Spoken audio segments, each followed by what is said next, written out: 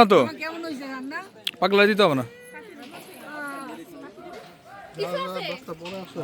এই যে তিন মামা, এই যে রিফাত, এই মুরাদ বাউলা, এই যে মেয়েরা কমিউনিকেশন টিম, এই যে আমাদের কাপল, এই যে ওরা ওরা ক্যামেরায় না আসতে চাইতে পারে।